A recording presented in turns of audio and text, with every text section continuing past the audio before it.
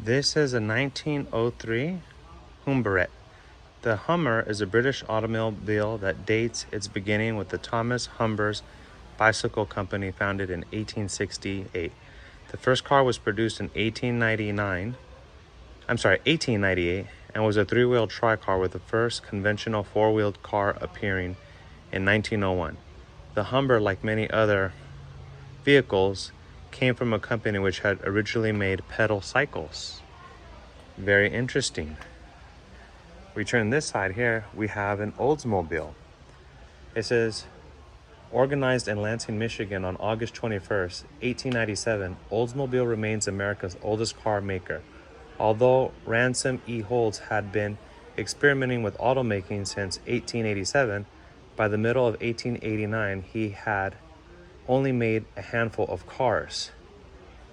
So this is a 1902 Oldsmobile. Let's take a look and see what else we have here. This is a 1909 black auto buggy high-wheeler. The Black Manufacturing Company of Chicago produced high-wheelers under the name of Chicago Motor Buggy from 1908 to 1909.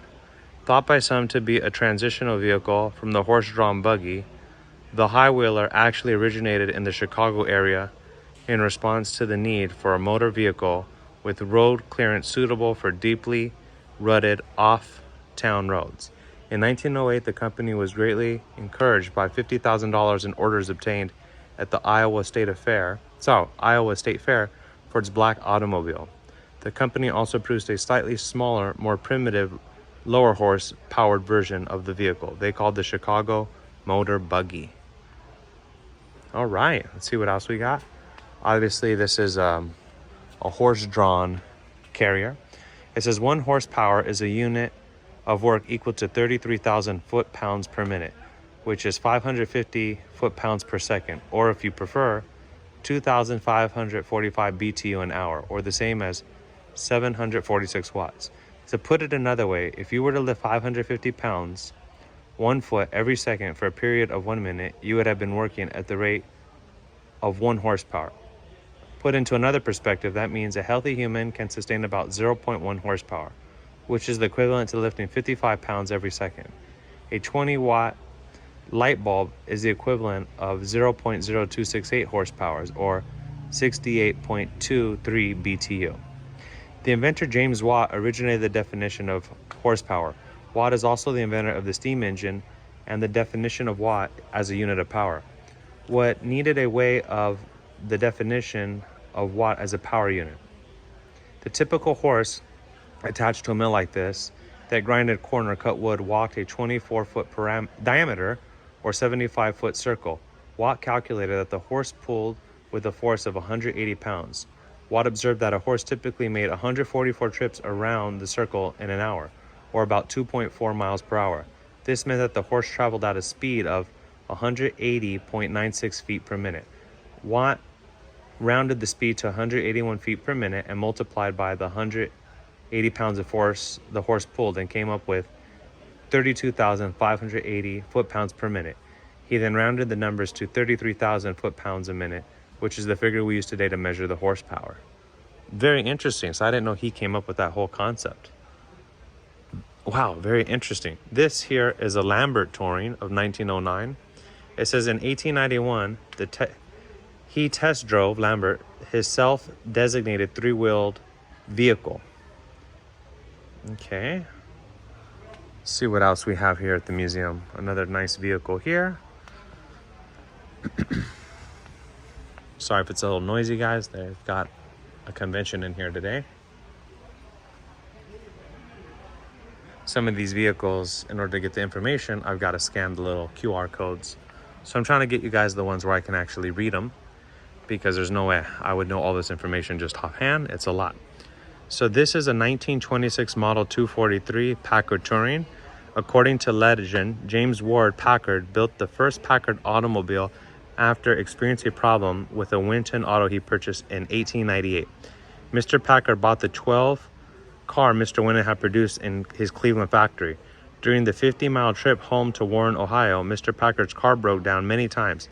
It finally arrived home after being pulled by a horse. James Packard returned to Winton's office to tell him that he thought of his auto and how to improve it. Among other things, the cocky Winton responded, "If you're so smart, why don't you make your own car?" Packard replied, "I think I will." To meet the challenge, Packard hired two of Winston's experts, Weiss and Hatcher, to help build his first car, which they called the Ohio. They sold the first Ohio in January 1900 with a price tag of $1,250. This was the beginning of a long line of quality automobiles. Packards were known for their power and performance. This 5-passenger touring sedan features a straight-head cylinder engine with much improved lubrication. The Model 243 Packard came standard, displacing 357.8 cubic inches and able to propel the car over 80 miles per hour. The car's wheelbase of 143 inches could also allow for greater handling of the road. Buyers could also choose from more paint coloring in 1926, thanks to the company's new formula. It was the lowest priced Packard in 1926 with an original price tag of about $3,700. Wow, very, very cool information about Packards. The 1917 Oldsmobile Touring. Following old acquisition by General Motors in 1908, the company worked hard at developing the reputation as a maker of quality cars. The company developed several innovative models and experimented with models of the luxury class, but by 1913, the company's course turned. Innovation and quality led growing sales, and by 1916, Oldsmobile had introduced an attractively priced V8. This car was to prove a hit and led to the production of 10,507 vehicles. This production doubled to 22,613 in 1917 with the introduction of the Light 8 Series Model 45. Although a few Model 44s were built in 1917, the majority of cars were Model 45s. This model, coupled with the 6 Series Model 36 six-cylinder, gave the Oldsmobile its strongest line in years. Sales doubled. Model 45 trains cars came in 5 and 7 passenger models.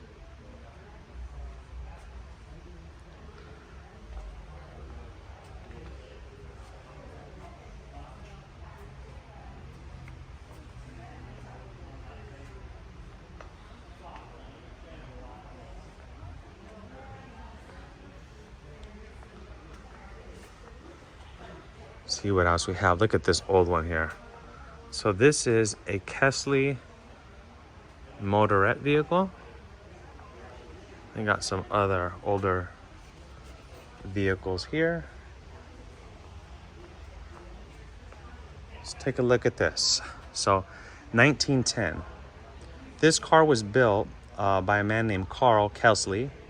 He made his first four-wheel car in 1897. While still in college, he and a classmate, Sheldon Tinley, designed a single-cylinder 5-horsepower vehicle with 2 wheels in the front and 1 in the rear. They called it the Auto Tree.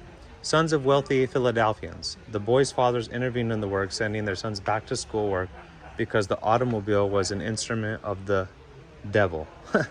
By 1903, Kesley was consorting, doing evil again, according to him, when he built a 2-cylinder 4-wheeled auto.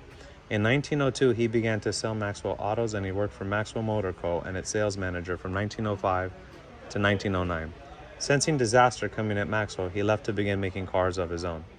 He formed the C.W. Wesley Manufacturing Company and produced the 3-wheeled vehicle you're looking at here. Okay, we've got some other older looking vehicles here as well. This is a 1907 Retouring.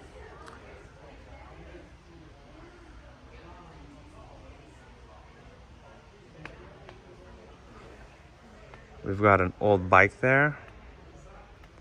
Let me just kind of show you all some of the cars here. Like I said, a lot of these, if I want to read the information, I've got to scan the QR code. I just kind of want to let you guys get a look at some of the cool cars here. I hope you enjoyed some of those facts I gave you. We'll kind of look at this one. This is a 1917 Roadster. James Scripps Booth was a part of a famous newspaper publishing family. He could not necessarily be termed a formidable success in the automobile industry, but the car he produced certainly added variety to the industry. So I guess he produced this vehicle that cost $25,000 to build. Wow, that's crazy. $25,000 in 1917. That's basically the price of a new car today. So that's probably why he wasn't successful. Wow. Wow, that's insane. $25,000 a night. That's a lot of money today. Well, I hope you guys enjoyed that one part. Let's go for part 2.